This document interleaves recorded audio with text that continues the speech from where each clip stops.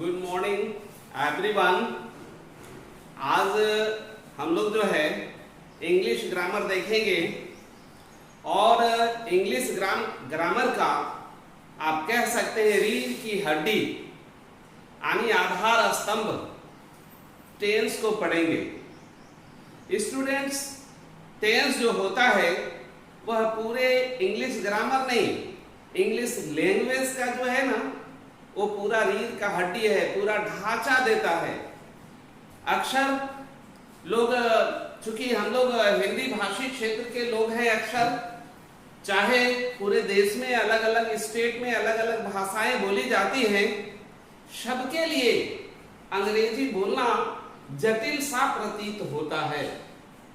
ऐसा लोगों को लगता है कि अंग्रेजी बोलना जटिल है, लेकिन यदि आपको टेंस का ढंग से ज्ञान हो, यानी टेंस यदि आप जानते हैं, तो मैं समझता हूं कि आपके लिए अंग्रेजी बोलना और समझना लिखना आसान हो जाता है। आप लोअर क्लासेस में ग्रामर के विभिन्न भागों को पढ़ा है, जैसे parts of speech, noun, pronoun, ये सब, नंबर, जेंडर, ये सब आप लोगों ने पढ़ा है। हमारा बीते वीडियो में जो है पार्ट्स ऑफ स्पीच पर हम लोग चर्चा किए थे। तो आज हम लोग फोकस करेंगे टेंस पर। इसके पीछे रीजन क्या है, अभी अभी हम बात कर रहे थे। टेंस के पीछे रीजन है आपका लैंग्वेज का तो सुधार होगा ही होगा, स्पोकन कैपेसिटी बढ़ेगा। स्टूडेंट्स, थोड़ा सा स्पोकन की यहाँ पर बात आई है तो मैं बतला दूं, स्पोकन जटिल नहीं होता है, ये आपका मन का भ्रम है। केवल और केवल अंग्रेजी क्यों नहीं आप बोलते हैं या बोल नहीं पाते हैं, एक ही रीजन होता है, वह होता है आपका हेजिटेशन। आपको लगता है कि आप गलत बोलेंगे, बोलने में त्रुटियां आएगी, जिसकी वजह से नहीं बोलते हैं और डरते हैं। डर केवल और केवल आपका मन का डर है। आप बोलते हैं कि हमें बंगाली भाषा अच्छा आता है, तो क्या ग्रामेटिकल दृष्टि से देखें तो क्या जो आप बंगाली बोल रहे हैं वो सही है? बहुत सारे क्षेत्र में हिंदी भाषी है मान लिया जाए, तो क्या आप थोड़ा ध्यान देकर देखेंगे, क्या आप हिंदी भली भांति बोल ले रहे हैं ग्रामेटिकली? नहीं। और यदि ग्रामेटिकली बोलते हैं तो आपको माना जाएगा यू आर लर्नर, आप सीख रहे हैं। तो स्टूडेंट्स, बोलने के लिए जो है मेरा मानना है, निजी थिंकिंग है, गलती से नहीं डरना चाहिए, ग्रामेटिकल दृष्टि से गलती से नहीं डरना चाहिए। मैं तो भाषा का स्पेशल परिभाषा देता हूं, वो क्या है कि यदि बोलने वाले का जो बात है सुनने वाला समझ रहा है, तो आप जो है बढ़िया भाषा बोल रहे हैं, ऐसा मानना है। तो ठीक इसी प्रकार अंग्रेजी में भी है। आपको जो है यह जरूरी नहीं है कि आपका ग्रामर की दृष्टि से कितना बेहतर बोलते हैं, लेकिन उस पर भी ऐसा नहीं है कि उलूल जुलूल बोले। तो उसके लिए आपको जो टेंस है आधार देगा। आधार, जिस प्रकार शरीर में हड्डी का, खास करके रीढ़ की हड्डी का योगदान है, ठीक उसी प्रकार हमारा जो है इंग्लिश में, चाहे इंग्लिश का ग्रामर हो, लैंग्वेज हो, स्पोकन हो, सब में जो है अहम भूमिका होता है टेंस का। थोड़ा कल्पना करिए कि एक मानव का शरीर है और उसमें हड्डी है ही नहीं, तो क्या होगा स्टूडेंट्स? क्या वह आदमी पहचान में आएगा? वो केवल और केवल एक मांस का लोथड़ा बनकर रह जाएगा। तो ठीक उसी प्रकार हड्डी जो है, बैकबोन जो है, मेनली जो रीढ़ की हड्डी, उसको एक ढांचा देता है। तो ठीक उसी प्रकार ग्रामर में आपका टेंस का अहम भूमिका है। आज का जो क्लास है मेरा टेंस का इंट्रो होगा। मेन जो है आगे हम लोग एनालाइज करेंगे टेंस के पार्ट 2 के वीडियो में। आज हम केवल और केवल आपको टेंस का इंट्रो देते हैं और मैं चाहूंगा कि आप ज्यादा से ज्यादा इस बात से प्रभावित होवे, समझें कि ये टेंस क्या है। तो टेंस को हिंदी में मेनली क्या कहा जाता है? काल। हिंदी को मेनली कहा जाता है, मेनली क्या? हिंदी में टेंस को काल भी कहते हैं। काल का क्या अर्थ है? काल यानी समय, यानी टाइम, मेनली मुख्य रूप से। ऐसे इसका डिफिनेशन तो और भी होंगे, ठीक है। यह वर्क पर भी डिपेंड करता है, कार्य पर भी डिपेंड करता है टेंस, लेकिन अभी हम लोग फर्स्ट देख रहे हैं टेंस यानी काल यानी समय। तो स्टूडेंट्स, समय को मुख्य रूप से 3 भागों में बांटा गया है। समय को मुख्य रूप से 3 भागों में बांटा गया है। अभी जो समय चल रहा है इसको कहते हैं प्रेजेंट टेंस। जैसे मैं आप लोगों को पढ़ा रहा हूं, या फिर हम कह सकते हैं राम रीड्स बुक, राम पुस्तक पढ़ रहा है, यानी काम अभी हो रहा है। तो इसको हम कहां लेंगे? वर्तमान काल में, प्रेजेंट टेंस। जो समय अभी चल रहा है उसको कहेंगे प्रेजेंट टेंस। जैसे आप कह सकते हैं, अभी हमने कहा ना राम रीड्स बुक, राम पुस्तक पढ़ता है। इससे क्या पता चलता है कि अभी वर्क जो है कंप्लीट नहीं हुआ है, चल हो रहा है, अभी हो रहा है। और ठीक इसी प्रकार अगर हम कहें कि Ram is reading a book, that means Ram पुस्तक पढ़ रहा है। ठीक है स्टूडेंट्स, तो ये हो गया प्रेजेंट टेंस, वर्तमान काल। और दूसरा हमने यहां जो लिखा है प्रेजेंट टेंस के बाद दूसरा है past tense. Past tense, past tense यानी बीता हुआ काल या बीता हुआ समय। जो समय पार हो चुका, गुजर चुका, उसको हम पास्ट टेंस के श्रेणी में रखेंगे। स्टूडेंट्स, पास्ट टेंस में हम क्या कह सकते हैं? मैंने भोजन किया या किया था। Students, he was playing. He was playing मतलब वह खेल रहा था। बीता हुआ समय का पता चलता है स्टूडेंट्स। तो इसको हम कहां रखेंगे? पास्ट टेंस में। और तीसरा है फ्यूचर टेंस। फ्यूचर, आप सभी जो है पढ़ाई कर रहे हैं ऑन फ्यूचर, आने वाले समय के लिए। मतलब आपका जो भविष्य उज्जवल हो, आप बहुत उन्नति करें, इसके लिए पढ़ाई कर रहे हैं, यानी वो क्या हो गया? फ्यूचर टेंस, हिंदी में भविष्यत काल। तो भविष्यत काल में कौन होगा? मैं आईएएस बनूंगा, आपकी इच्छा में व्यक्त कर रहा हूं। मैं क्रिकेटर बनूंगा, गा लगा हुआ है, आने वाले समय का बोध कराता है। तो इसको हम लोग रखेंगे फ्यूचर टेंस में। स्टूडेंट्स, केवल 3 ग्रुपों में बांटने से ही कंप्लीट नहीं होता है टेंस। हम लोग जो है एक एक टेंस को कितने खंडों में बांटकर पढ़ेंगे, तो मैं बता दूं, हर एक टेंस, चाहे वह प्रेजेंट टेंस हो, पास्ट टेंस हो या फ्यूचर टेंस हो, हर एक को 4-4 ग्रुपों में बांटा गया है। 4-4 ग्रुपों में। पहला क्या है? Simple present. इसको प्रेजेंट इंडेफिनिट के नाम से भी जानते हैं। स्टूडेंट्स, ऐसा ना हो कि आप सिंपल प्रेजेंट पढ़े हैं और कहीं पर प्रेजेंट इंडेफिनिट दिख रहा है तो इसका मतलब वह अलग है। ऐसा नहीं है, एक ही का जो है 2 नाम है। जैसे आपका नाम है उमेश बर्मन, आपको घर में लोग चिंटू कहते हैं, तो ऐसा थोड़े ना है कि चिंटू और उमेश अलग अलग है। तो स्टूडेंट, सिंपल प्रेजेंट टेंस यानी इसको प्रेजेंट इंडेफिनिट भी कह सकते हैं। दूसरा है प्रेजेंट कंटिन्यूअस।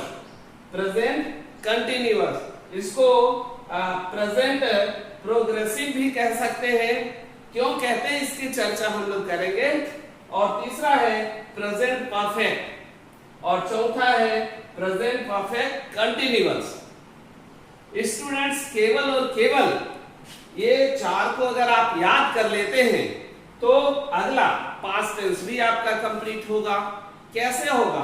केवल जो है प्रेजेंट टेंस जहां पर लिखे हैं वहां आपको पास्ट टेंस लिखते जाना है, तो आपका जो है पास्ट टेंस का चार भेद हो जाएगा। ठीक उसी प्रकार फ्यूचर टेंस के लिए देखिए, फ्यूचर टेंस में यहां जहां जहां हम प्रेजेंट टेंस लिखे हैं उस जगह पर यदि हम फ्यूचर टेंस लिखते हैं तो वह फ्यूचर टेंस का काइंड्स हो जाएगा, भेद हो जाएगा। जैसे पास्ट टेंस है, अगर हम इसका भेद लिखना चाहेंगे तो इसका पहला भेद क्या होगा? सिंपल पास्ट या फिर पास्ट इंडेफिनिट। मान लिया जाए इसको हम पास्ट इंडेफिनिट लिखते हैं, indefinite, past indefinite, past indefinite लिखे। दूसरा में प्रेजेंट कंटिन्यूअस था, आप क्या लिख सकते हैं इसको? Past continuous, past continuous, past continuous. और तीसरा है प्रेजेंट परफेक्ट, आप इसको क्या लिख सकते हैं? Past perfect, past perfect, past perfect लिख दिए। और चौथा जो है प्रेजेंट परफेक्ट कंटिन्यूअस है, हम इसको क्या लिख सकते हैं? Past perfect continuous, past perfect continuous, continuous. Student समझ ही रहे हैं? अब हमने क्या किया? प्रेजेंट के जगह पर पास्ट ऐड कर दिया तो पास्ट टेंस का चार भेद हो गया। ठीक इसी प्रकार फ्यूचर टेंस में भी आप कर सकते हैं। क्या कर सकते हैं?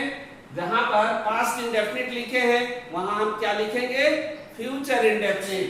और दूसरा में पास्ट कंटिन्यूअस लिखे हैं, आप लिख सकते हैं फ्यूचर कंटिन्यूअस। पास्ट परफेक्ट के जगह पर फ्यूचर परफेक्ट, और पास्ट परफेक्ट कंटिन्यूअस के जगह पर आप लिख सकते हैं फ्यूचर परफेक्ट कंटिन्यूअस। तो स्टूडेंट्स देखिए आप क्या क्या सीख चुके हैं। टेंस क्या है, उसके कितने भेद हैं, और हर एक भेद को चार चार भागों में बांटा जा सकता है। तो ये जो चार चार भागों में बांटा गया, हम लोग एक एक करके इस पर बात करेंगे। तो फिलहाल आप क्या करेंगे? ये टेंस, इसके भेद, काइंड्स ऑफ टेंस, और उसके बाद हर एक का kinds. There are only 4 part और kind of present tense, 4 kinds of past tense, 4 kinds of future tense. Students मुझे लगता है इसे याद करने में आपको कोई समय नहीं लगेगा, ऑलरेडी आप लोग पढ़े हुए हैं। यहां पर मैं आपको एक चीज और देता हूं इसे याद करने का। आप इसको वर्क के आधार पर देखिए। वर्क यानी काम। काम जो है मेनली होता क्या है? काम जो है कैसा होता है? तो एक काम जो हो रहा है और एक काम होना निश्चित है और एक काम जो हो चुका है, और चौथा जो रहेगा उस पर हम लोग विचार करते हैं स्टूडेंट। तो पहले देखिए क्या है, तो काम। वर्क के आधार पर हम इसको याद कराने का प्रयास करते हैं, फिर हम लोग आगे बढ़ेंगे। वर्क के आधार पर कैसे हम लोग इसको देखेंगे। जैसे एक काम होता है, पहला जैसे लिखे इंडेफिनिट वर्क। वर्क के आधार पर हम लोग बांटते हैं वर्क। कहीं कहीं आपको समय और काम के नाम से भी टेंस को जाना जाता है। तो वर्क, एक वर्क होता है कैसा? इंडेफिनिट। इंडेफिनिट का मतलब क्या? अभी डिफिनिट नहीं है, तो उसको आप इंडेफिनिट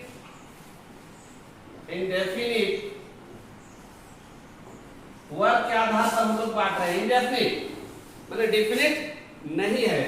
और अगला है कंटिन्यूअस या प्रोग्रेसिव। Continuous, continuous.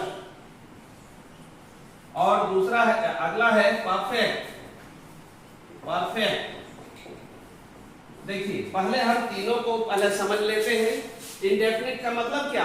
डिफिनिट नहीं।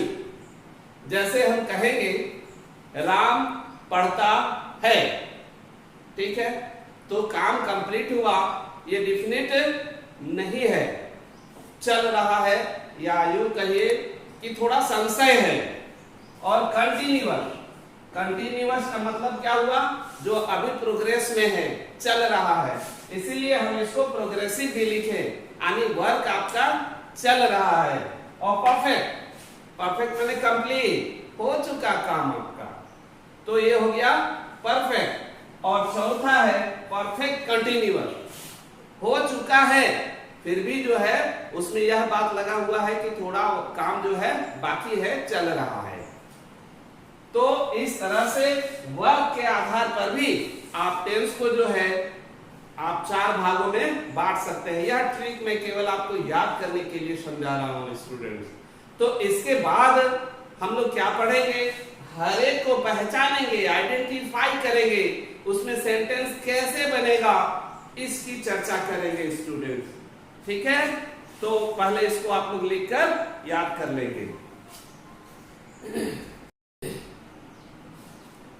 Students, he was playing, he was playing मतलब वह खेल रहा था, बीता हुआ समय का पता चलता है स्टूडेंट्स।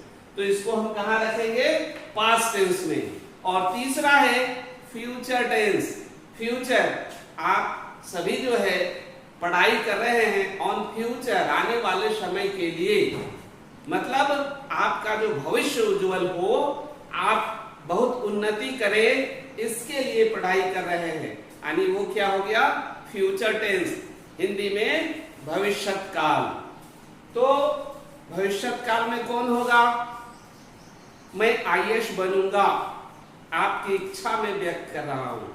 मैं क्रिकेटर बनूंगा, गा लगा हुआ है, आने वाले समय का बोध कराता है, तो इसको हम लोग रखेंगे फ्यूचर टेंस में। स्टूडेंट्स, केवल 3 ग्रुपों में बांटने से ही कंप्लीट नहीं होता है टेंस। हम लोग जो है एक एक टेंस को कितने खंडों में बांटकर पढ़ेंगे, तो मैं बता दूं, हर एक टेंस, चाहे वह प्रेजेंट टेंस हो, पास्ट टेंस हो या फ्यूचर टेंस हो, हर एक को 4-4 ग्रुपों में बांटा गया है। 4-4 ग्रुपों में। पहला क्या है? सिंपल प्रेजेंट, इसको प्रेजेंट इंडेफिनिट के नाम से भी जानते हैं। स्टूडेंट्स, ऐसा ना हो कि आप सिंपल प्रेजेंट पढ़े हैं और कहीं पर प्रेजेंट इंडेफिनिट दिख रहा है तो इसका मतलब वह अलग है, ऐसा नहीं है। एक ही का जो है 2 नाम है। जैसे आपका नाम है उमेश बर्मन, आपको घर में लोग चिंटू कहते हैं, तो ऐसा थोड़े ना है कि चिंटू और उमेश अलग अलग है। तो स्टूडेंट, सिंपल प्रेजेंट टेंस, यानी इसको प्रेजेंट इंडेफिनिट भी कह सकते हैं। दूसरा है प्रेजेंट कंटिन्यूअस, प्रेजेंट कंटिन्यूअस, इसको प्रेजेंट प्रोग्रेसिव भी कह सकते हैं। क्यों कहते हैं इसकी चर्चा हम लोग करेंगे। और तीसरा है प्रेजेंट परफेक्ट, और चौथा है प्रेजेंट परफेक्ट कंटिन्यूअस। स्टूडेंट्स, केवल और केवल ये 4 को अगर आप याद कर लेते हैं तो अगला पास्ट टेंस भी आपका कंप्लीट होगा। कैसे होगा? केवल जो है प्रेजेंट टेंस जहां पर लिखे हैं वहां आपको पास्ट टेंस लिखते जाना है, तो आपका जो है पास्ट टेंस का 4 भेद हो जाएगा। ठीक उसी प्रकार फ्यूचर टेंस के लिए देखिए, फ्यूचर टेंस में यहां जहां जहां हम प्रेजेंट टेंस लिखे हैं उस जगह पर यदि हम फ्यूचर टेंस लिखते हैं तो वह फ्यूचर टेंस का काइंड्स हो जाएगा, भेद हो जाएगा। जैसे पास्ट टेंस है, अगर हम इसका भेद लिखना चाहेंगे तो इसका पहला भेद क्या होगा? सिंपल पास्ट या फिर पास्ट इंडेफिनिट। मान लिया जाए इसको हम पास्ट इंडेफिनिट लिखते हैं, indefinite, past indefinite, past indefinite लिखे। दूसरा में प्रेजेंट कंटिन्यूअस था, आप क्या लिख सकते हैं इसको? Past continuous, past continuous, past continuous. और तीसरा है प्रेजेंट परफेक्ट। आप इसको क्या लिख सकते हैं? Past perfect, past perfect, past perfect लिख दिए। और चौथा जो है प्रेजेंट परफेक्ट कंटिन्यूअस है, हम इसको क्या लिख सकते हैं? Past perfect continuous, past perfect continuous, continuous. Student समझ ही रहे हैं। अब हमने क्या किया? प्रेजेंट के जगह पर पास्ट ऐड कर दिया, तो पास्ट टेंस का 4 भेद हो गया। ठीक इसी प्रकार फ्यूचर टेंस में भी आप कर सकते हैं। क्या कर सकते हैं? जहां पर पास्ट इंडेफिनिट लिखे हैं वहां हम क्या लिखेंगे? Future indefinite. और दूसरा में पास्ट कंटिन्यूअस लिखे हैं, आप लिख सकते हैं फ्यूचर कंटिन्यूअस। पास्ट परफेक्ट के जगह पर फ्यूचर परफेक्ट, और पास्ट परफेक्ट कंटिन्यूअस के जगह पर आप लिख सकते हैं फ्यूचर परफेक्ट कंटिन्यूअस। तो स्टूडेंट्स देखिए, आप क्या क्या सीख चुके हैं? टेंस क्या है, उसके कितने भेद हैं, और हर एक भेद को 4-4 भागों में बांटा जा सकता है। तो ये जो 4-4 भागों में बांटा गया, हम लोग एक एक करके इस पर बात करेंगे। तो फिलहाल आप क्या करेंगे?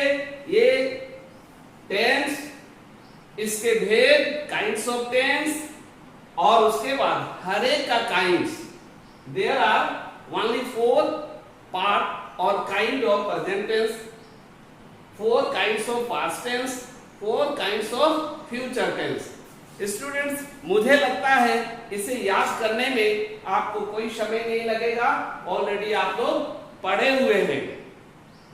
यहां पर मैं आपको एक ट्रिक और देता हूं इसे याद करने का। आप इसको वर्क के आधार पर देखिए। वर्क यानी काम। काम जो है मेनली होता क्या है? काम जो है कैसा होता है? तो एक काम जो हो रहा है, और एक काम होना निश्चित है, और एक काम जो हो चुका है, और चौथा जो रहेगा उस पर हम लोग विचार करते हैं स्टूडेंट। तो पहले देखिए क्या है? तो काम, वर्क के आधार पर हम इसको याद कराने का प्रयास करते हैं। फिर हम लोग आगे बढ़ेंगे। वर्क के आधार पर कैसे हम लोग इसको देखेंगे? जैसे एक काम होता है, पहला जैसे लिखे इंडेफिनिट वर्क, वर्क के आधार पर हम लोग बांटते हैं। वर्क कहीं कहीं आपको समय और काम के नाम से भी टेंस को जाना जाता है। तो वर्क, एक वर्क होता है कैसा? इंडेफिनिट। इंडेफिनिट का मतलब क्या? अभी डिफिनिट नहीं है, तो उसको आप इंडेफिनिट